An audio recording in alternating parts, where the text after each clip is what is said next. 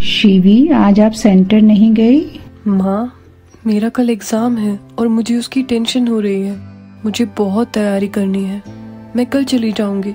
अच्छा, आप ये बताओ, आपने सारा सिलेबस पढ़ा है? जी माँ, सब सिलेबस कवर है, इवन रिवीजन भी कर लिया। फिर भी टेंशन हो रही है, पता नहीं एग्जाम में क्या आएगा। आपने जो पढ़ा है वही आएगा। आप अपनी सारी टेंशन भगवान को समर्पित कर दो और अपने आप पर विश्वास रखो कि मैंने जो पढ़ा है वही एग्जाम में आएगा और मेरा एग्जाम बहुत अच्छा होगा। माँ, समर्पण करने से एग्जाम पक्का अच्छा होगा? हाँ, आप अपनी टेंशन एक लेटर में लिखकर शिव बाबा को बताओ और निश्चिंत होकर अपना एग्जाम दो। जी माँ, माँ ने ठीक कहा था, जो मैंने पढ़ा है वही एग्जाम में आया है। आज हम दीदी से जाकर समर्पण के बारे में और जानेंगे। ओम शांति दीदी। ओम शांति शिवी। आपका एग्जाम कैसे रहा? बहुत अच्छा हुआ दीदी, क्योंकि मैंने सब कुछ भगवान को समर्पित कर दिया। अच्छा, आपने सब कुछ शिव बाबा पर समर्पित कर दिया? हाँ जी दीदी, सब कुछ। तभी तो मेरा एग्जाम बहुत अच्छा गया। चलो, बहुत अच्छा किया आपने। अभी से भगवान के प्रति सब कुछ समर्पित कर दिया आपने।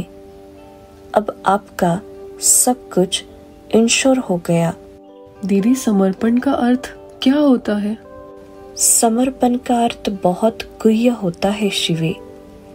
मैं आपको एक कहानी सुनाती हूँ। एक बार एक चोर चोरी करने निकला। उसे कोई स्थान ऐसा नहीं मिला जहां वह चोरी कर पाए। आखिर उसे पता चला कि पास में शिव मंदिर में शिवलिंग के ऊपर पानी डालने वाला लोटा, जिसमें से बूंद बूंद पानी शिवलिंग के ऊपर गिरता रहता है, वह सोने का है। उसने उस लोटे को चोरी करने की मनसा बना ली और जब मंदिर में कोई नहीं था तो वह लोटा लेने मंदिर में घुसा। लोटा ऊपर था। उसने आसपास ऐसे कोई चीज ढूंढना चाहा जिस पर वह चढ़कर लोटे तक पहुंच जाए। जब उसे कोई साधन नहीं मिला तो वह शिव प्रतिमा के ऊपर चढ़ लोटा उतारने लगा। उसी समय उसके कानों में आवाज आई, बच्चे, मैं तुम पर बहुत प्रसन्न हूं। चोर चौंक गया। आसपास देखा, कोई दिखाई नहीं दिया। तब शिव प्रतिमा से प्रकाश फैल गया और शिव ने कहा, मैं तुम पर अति प्रसन्न हूं। चोर नीचे उतर शिव प्रतिमा को प्रणाम करने लगा और कहा, प्रभु, मैं तो एक चोर हूं और आज आपके घर में चोरी करने के इरादे से आया था। मुझे माफ कर दीजिए।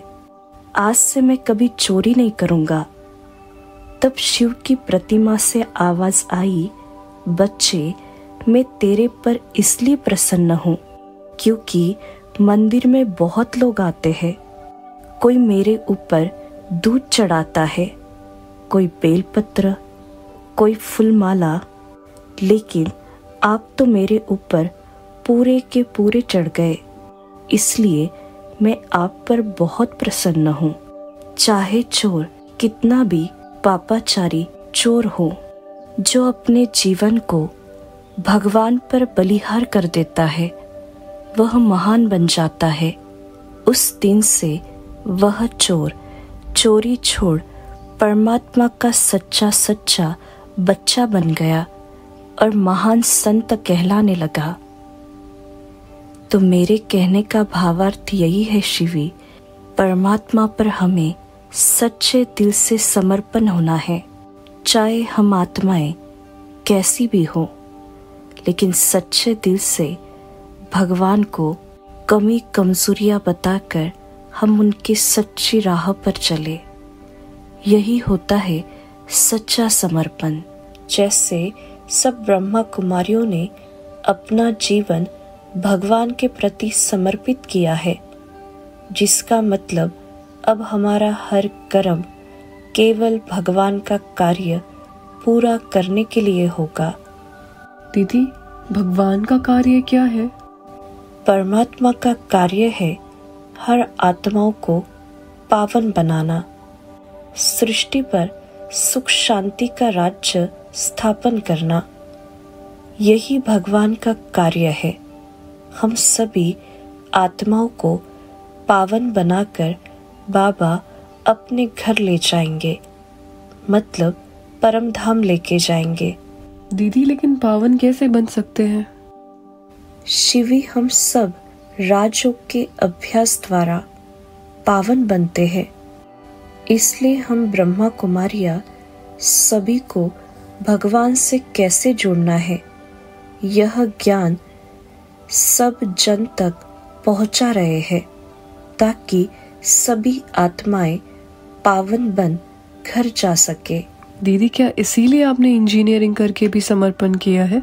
हाँ शिवी, क्योंकि इस संसार की पढ़ाई तो हम जन्म जन्म पढ़ते आए। यह समय है सत्य जानने का, जो परमात्मा स्वयं आकर रोज मुरली द्वारा सुनाते हैं, जिसमें भारत की हिस्ट्री, ज्योग्राफी और संसार के कई डीप कंसेप्ट क्लियर करते हैं। इसलिए स्कूल और कॉलेज की पढ़ाई के साथ यह पढ़ाई भी बहुत ज़रूरी है, क्योंकि वो पढ़ाई आपको वे ऑफ अर्निंग सिखाती है और ये पढ़ाई आपको वे ऑफ लिविंग सिखाती है। सॉरी दीदी, कल से मैं डेली सेंटर पर आऊंगी और कभी भी मुरली मिस नहीं करूंगी। बहुत अच्छा शिवी, अब इसे कहते हैं बुद्धि द्वारा समर्पण। जो बच्चे सच्चे दिल से भगवान को याद करते हैं, उन्हें कभी भी टेंशन नहीं होगी, वे बेफिक्र बादशाह होंगे। आप सभी भी अपनी चिंताओं को भगवान को समर्पित कर राजयोग का अभ्यास करें। आपका जीवन भी आनंद से भर जाएगा। अपने नियरेस्ट सेंटर पर मेडिटेशन कोर्स करें, जो कि फ्री ऑफ कॉस्ट है। ओम शांति।